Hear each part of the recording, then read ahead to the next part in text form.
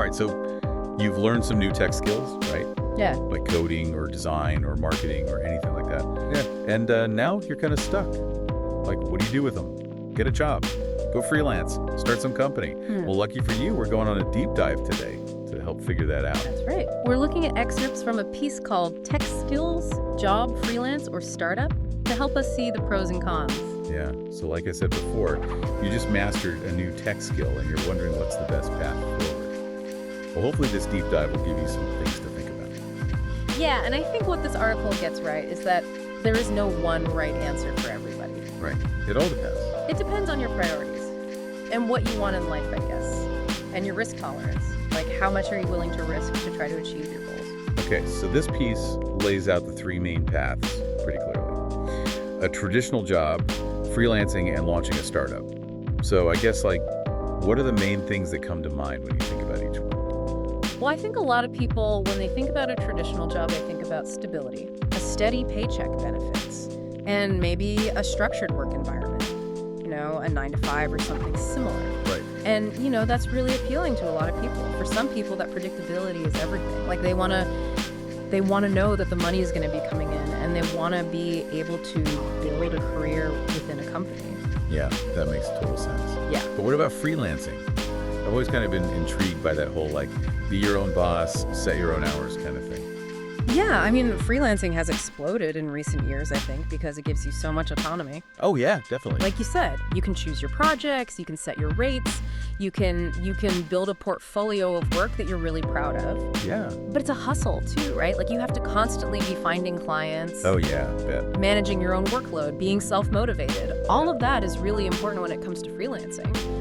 But there is the potential to earn more and to earn more quickly than you would at a traditional job. I can see that. Yeah, like if you think about a web developer, for example. They could potentially take on multiple clients at the same time.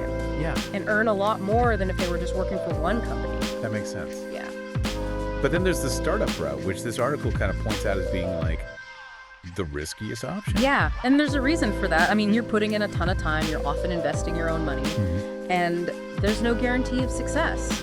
Yeah. But I think what's interesting about this is that risk tolerance isn't just about, like, how much money are you willing to lose? Right. It's also about, like, your capacity to deal with uncertainty, long hours, potential setbacks. Yeah, that's a really good point. That didn't even occur to me. Yeah. So it's not just like, oh, I'm okay if this fails and I lose all my money. It's like, can I live with the stress of not knowing what's going to happen? Exactly. Yeah. Exactly. And so much of it comes down to your personality type, I think. Like, are you the kind of person that can thrive in that kind of environment? Yeah, that makes total sense. And so then the question becomes, like, how do you even know what your risk tolerance is? I think a lot of it comes down to introspection, like thinking about yourself and, like, what keeps you up at night? Yeah. What are your non-negotiables in terms of work-life balance? Can you handle the pressure of not knowing what tomorrow is going to bring? All of that is really important, I think. Yeah. I remember when I first started freelancing, like, the unpredictable income was really stressful. But at the same time, the freedom to choose my own projects and set my own schedule was so empowering. Yeah. So it's like, there's a trade-off. There's definitely trade-offs with each path. And, with a job, you might have less control over your day-to-day, but you get that stable income.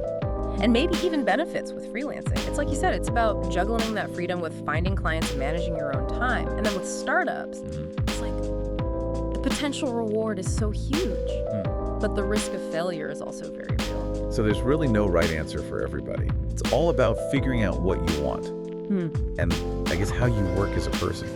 It really is. And I think it's also about being honest with yourself about what you're hoping to achieve. Yeah. Like, what do you really want out of your career? What are your goals? What's going to make you happy? And sometimes those things change over time. Absolutely. Yeah. Absolutely. And that's okay too. Like, you might start out in a job and then realize that you really crave more freedom and then transition to freelancing.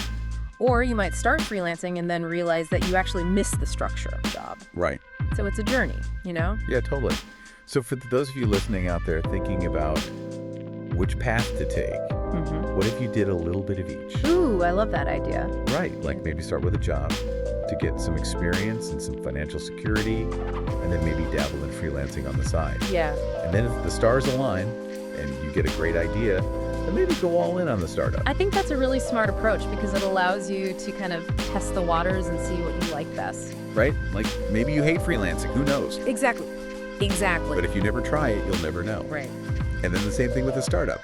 Like maybe you just realize that the stress is too much for you, or maybe you realize that you love it. And you can't imagine doing anything else. Exactly. That's the beauty of it. There's so many options. So what do you think? Is a hybrid approach the way to go? Let us know in the comments down below. But for now, thanks for joining us on this deep dive, and hopefully this helped you think through your own tech journey a little bit more, and we'll see you on the next one.